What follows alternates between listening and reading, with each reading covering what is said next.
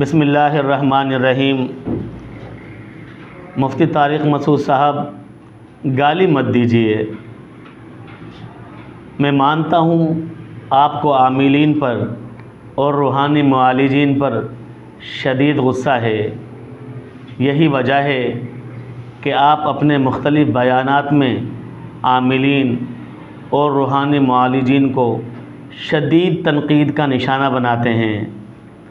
جگہ جگہ اپنی گفتگو میں آپ کہتے ہیں عاملین کو کبھی الو کا پٹھا، کبھی فراڈی، کبھی اندر باہر سے زہریلے لوگ، کبھی بے وفا کہتے ہیں، کبھی انہیں کہتے ہیں کہ سوسائٹی کے گرے ہوئے لوگ، کبھی ٹھرکی، کبھی بے روزگار، کبھی بدکردار، کبھی بے غیرت اور کبھی کمینہ وغیرہ وغیرہ وغیرہ۔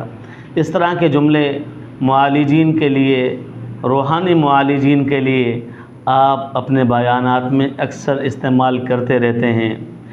یہ وہ لفظیات ہیں جو میں نے آپ کی اپنی ویڈیو سے ہی اخذ کی ہیں۔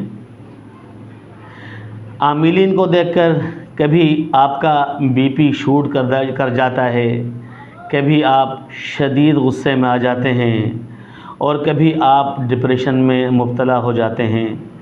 مفتی صاحب، ڈپریشن کا ہونا، غصے کا آ جانا، ٹینشن میں چلے جانا، اسٹریس ہو جانا، آپ کو تو پتہ ہے کہ ساری روحانی بیماریاں ہیں۔ مجھے لگتا ہے کہ آپ پر بھی شاید جادو ہو گیا ہے۔ اب آپ کو بھی کسی ایک اچھے روحانی معالج کی ضرورت ہے تاکہ آپ اپنا بی پی کا، اپنا انزائٹی کا، اپنا ڈپریشن کا، شدید غصے کا علاج کروا سکیں۔ مجھے لگتا ہے کہ آپ پر جادو ہے، کیونکہ جادو کے ماتحت ہی بندہ ایسے اول پھول بکتا ہے۔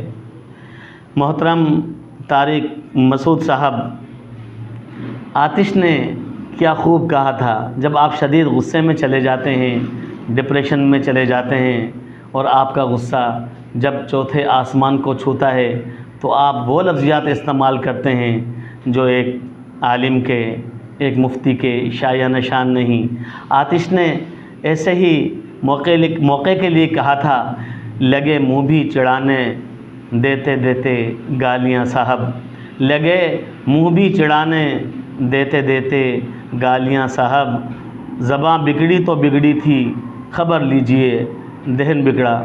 ویسے طارق مسعود صاحب، گالیوں کو چھوڑ کر آپ کی گفتگو کا اگر جائزہ لیا جائے تو آپ کا سب سے بڑا اعتراض روحانی معالجین پر یہ ہے کہ وہ بدکردار ہیں۔ خیر، اس بات کا جواب تو ہم آپ کو کیا دیں، یہ تو ایک بیہودہ الزام ہے، اس کا جواب تو اللہ کے حضور آپ نے ہی دینا ہے۔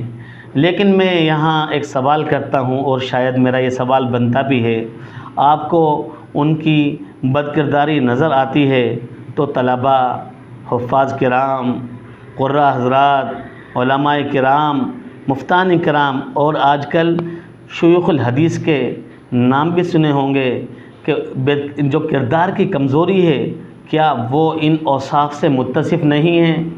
آج ان کی خبری زیر گردش نہیں ہے، لیکن آپ نے ان کے لیے تو ان کی کردار کی کمزوری کے لیے ایک بھی ویڈیو نہیں بنائی اور ایک بھی آپ نے ان کے لیے لفظ استعمال نہیں کیا، اور وہ تو اتنی زیادہ، اتنے بڑے پیمانے پر ہیں کہ آپ تو سارا کچھ جانتے ہیں نا۔ پھر یہ سارا کچھ جاننے کے باوجود یہ پردہ پوشی کیوں کی گئی ہے؟ یہاں پردہ پوشی کیوں کرتے ہیں؟ مجھے لگتا ہے کہ اپنوں کی پردہ پوشی ہوتی ہے، اوروں کی کردار کشی کی جاتی ہے۔ تو محترم مفتی صاحب، اس طرف بھی توجہ دیے، یہاں بھی حق گوئی، شعلہ بیانی، حق بیانی، یہاں بھی ضرورت ہے، اس طرف بھی ضرورت ہے کہ آپ ایسی ہی حق گوئی ان علماء کرام کے لیے بھی ہے۔ میں تمام کو نہیں کہہ رہا، میں خود خوشہ چین ہوں، میں اس نظم سے وابستہ ہوں، لیکن آپ ایک طرف تو یہ بخی ادھیڑ رہے ہیں اور دوسری طرف پردہ پوشی کر رہے ہیں، تو دونوں طرف کے لیے حق گوئی کیجیے، حق بیان کیجیے۔ محترم مفتی صاحب، اللہ آپ کی عمر دراز فرمائے۔ میں جہلم کا کوئی علمی کتابی نہیں ہوں، میں جہلم کا نہ علمی کتابی ہوں، نہ میں کوئی مناظر ہوں، اور نہ ہی میں وہ سلفی عالم ہوں جو آپ کی مسجد میں آپ کے سامنے بیٹھ کر آپ سے آنکھیں چار کر سکے۔